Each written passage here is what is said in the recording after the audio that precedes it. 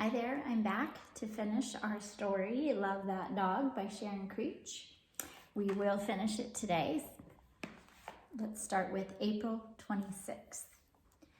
Sometimes when you are trying not to think about something, it keeps popping back into your head. You can't help it. You think about it and think about it and think about it until your brain feels like a squashed pea.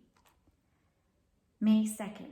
Yes, you can type up the thing about trying not to think about something, but you'd better leave my name off of it because it was just words coming out of my head and I wasn't paying too much attention to which words came when. May 7th. Maybe you could show me how to use the computer and then I could type up my own words. May 8th. I didn't know about the spell checking thing inside the computer. It is like a miracle, a little brain in there, a little helper brain. But I am a slow typer person. Did you say there is a teaching typing thing in the computer too?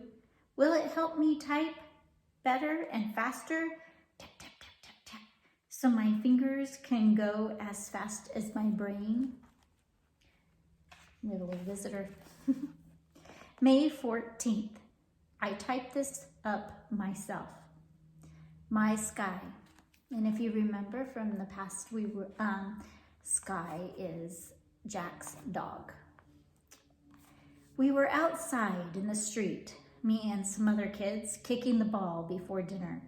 And Sky was chasing with his feet going every which way and his tail wagging and his mouth slobbering. And he was all over the place, smiling and wagging and slobbering and making us laugh. And my dad came walking up the street. He was way down there near the end. I could see him after he got off the bus. And he was walking. And I saw him wave and he called out, "Hey there, son."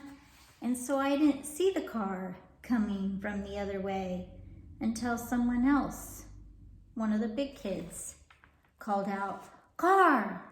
And I turned around and I saw a blue car splattered with mud speeding down the road. And I saw Sky going after the ball, wagging his tail. And I called him, "Sky, Sky." And he turned his head, but it was too late because the blue car splattered with mud hit Sky. Thud, thud, thud, and kept on going in such a hurry, so fast, so many miles to go, it couldn't even stop. And Sky was just there in the road, lying on his side, with his legs bent funny and his side heaving. And he looked up at me and I said, "Sky, Sky, Sky." And then my dad was there and he lifted Sky out of the road and laid him on the grass. And Sky closed his eyes and he never opened them, ever. May 15th. I don't know. If you put it on the board and people read it, it might make them sad. Many of us have lost a pet or a loved one. We know how that feels. May 17th. Okay, I guess I'll put my name on it, but I hope it doesn't make people feel too sad. And if it does, maybe you could think of something to cheer everybody up.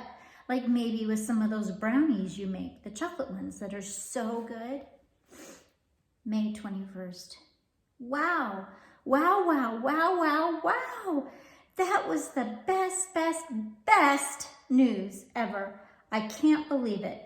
Mr. Walter Dean Myers is really coming to our school. He was coming to our city anyway to see his old buddy. And he would be honored to visit our clean school and meet the mostly nice kids who like his poems. We sure are lucky that his old buddy lives in our town. Wow. May 28th. The bulletin board looks like it's blooming words with everybody's poems up there on all those colored sheets of paper. Yellow, blue, pink, red, green.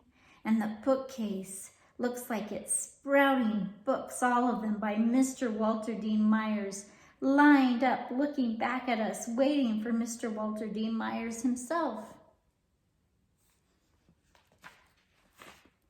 to come to our school, right into our classroom.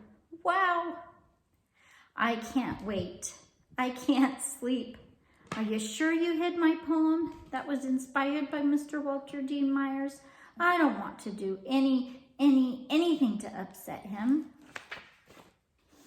June 1st, Mr. Walter Dean Myers Day. I never in my whole life ever heard anybody who could talk like that. Mr. Walter Dean Myers. All of my blood in my veins was bubbling, and all of the thoughts in my head were buzzing, and I wanted to keep Mr. Walter Dean Myers at our school forever. June 6th. Dear Mr. Walter Dean Myers, thank you 100 million times for leaving your work and your family and your things people have to do to come and visit us in our school, in our class. We hope you liked your visit. We think maybe you did because you were smiling all over the place. And when you read your poems, you had the best voice, low and deep and friendly and warm, like it was reaching out and wrapping us all up in a big squeeze. And when you laughed, you had the best laugh I've ever heard in my life. Like it was coming from way down deep and bubbling up and rolling and tumbling out into the air.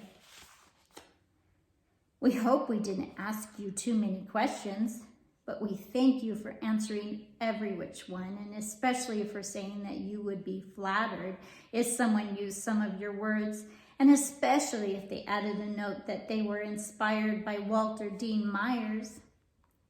And it was nice of you to read all of our poems on the bulletin board.